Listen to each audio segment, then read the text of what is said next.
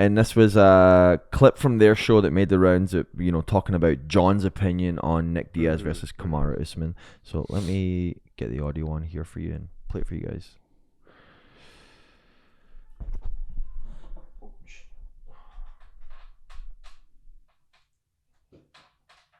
One second here. Well, it's been more than 1 second. As Kamaru fight, Kamaru would stand with him until he starts getting lit up. Then he's going to go and use his wrestling, which he should. I'm not saying he shouldn't. I don't think that Kamaru would be standing up against Nick that long. I got to tell you, I don't agree with that take at all. Mm-hmm. Do you? No, it's a pretty bad take in my opinion. I don't want Nick Diaz really anywhere near an octagon, which I know a lot of people disagree with, let alone a title fight. And do I believe that this version of him would force Kamaru Usman to shoot? No. I don't. At all. Talking about a Diaz-Kamaru fight. Kamaru... All right, so let's take a look at this and go, did a writer, I love MMA media, take something completely out of context and put it into a story that then now they're making comments on. Nice job, Luke. Nice job, Brian. No, look, let's be honest here.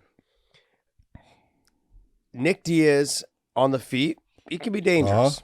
On the ground, he can be dangerous. Everyone's basing it off the Nick Diaz that we just saw. Yeah. But I also want to be honest, was that a Nick Diaz that looked motivated to you? He didn't look motivated to me. You're literally the week of the fight. He's calling the UFC saying, yeah, we're fighting at 85. I'm not going to fight unless we fight at 85. They change it.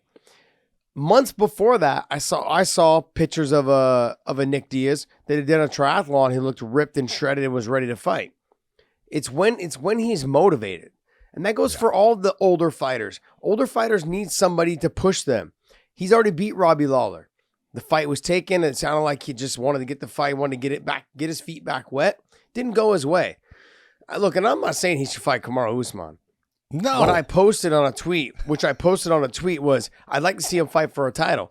I said, let's. He got robbed out of how many years for marijuana that is now legal, by the way, and legal usage. So now he's been robbed of all those years of his prime years of him not being able to fight. I'm not saying we throw him in there with Kamaru. What I'm saying though is, hey, there's a BMF belt out there. Let's have him fight Masvidal. I think a motivated Nick Diaz can be dangerous. Someone that's been out there doing triathlons, someone who's been out there training all the time. If we get that Nick Diaz, he's going to be a little bit of a problem for a lot of fighters. I don't give a shit how old you are. I mean, how good you are. I don't care if you're in the top 5, top 10.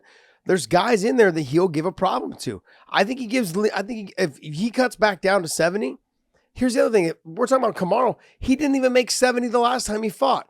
If he's motivated and gets down to 70, I'm not saying you throw him in with Kamaru, but him and Leon Edwards, to me, that makes for a fun fight. And I know that Leon's got the speed. I know he's got the stand-up. I know he's got good wrestling now and good jiu-jitsu now.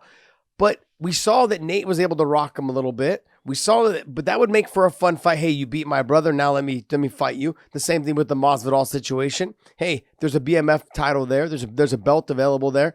Bring the belt. I'll fight you because you fought my brother. That belt should have been in my family. There's a little bit of a storyline there. Masvidal's coming off of a loss. He's coming off of a loss. I mean, let's have some fun with this. If you know he's towards the end, let him be towards the end. Those guys all would love to go up. You got to remember this. A lot of these guys would love to fight Nick Diaz because he's a Diaz. That's why. Just so whoever these guys are, let them fight. If they're getting paid a lot of money. Nick's getting paid a lot of money. Let's not beat around the bush here.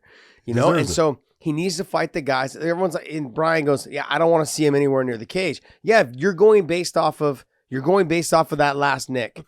Okay, let me ask you a question, Josh. You're going off this last Nick. Did he have a bad fight? No, it wasn't that. He looked slow. At times he was causing Robbie problems. Robbie looked great. Yeah, Robbie looked as good as we'd seen him in a long time. Yeah. He was motivated for that fight against Nick.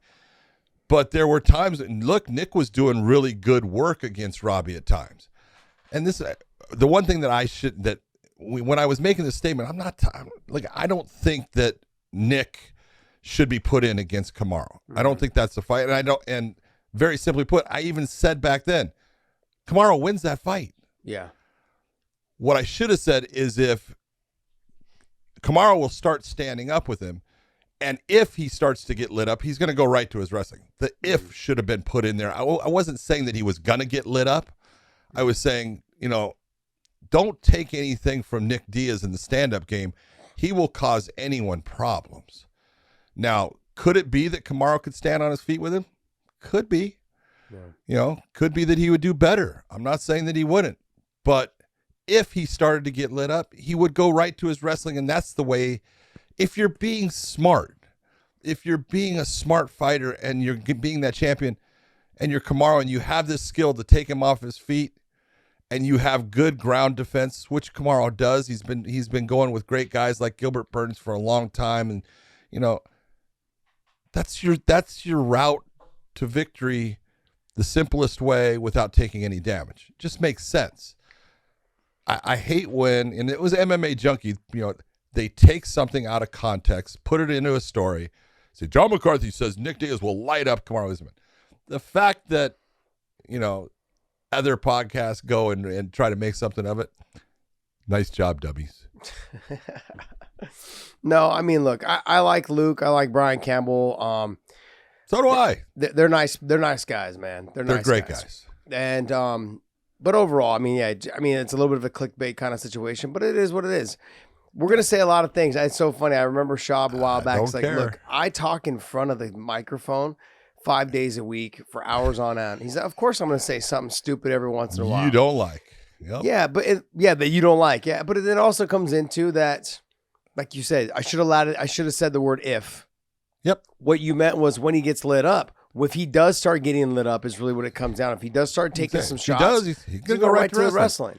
Which is a smart play by him. And that's his way of winning. I said, and he's going to win the fight. That's going to, Nick hates going against wrestlers. Well, their kryptonite, both of them, Nick and Nate, both has always been wrestlers. Yeah. From back in the day with Diego Sanchez, when Diego was just able to kept taking him down, controlling him, top position. No submission attempts really were close.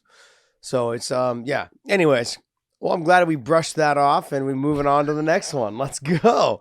100% agree.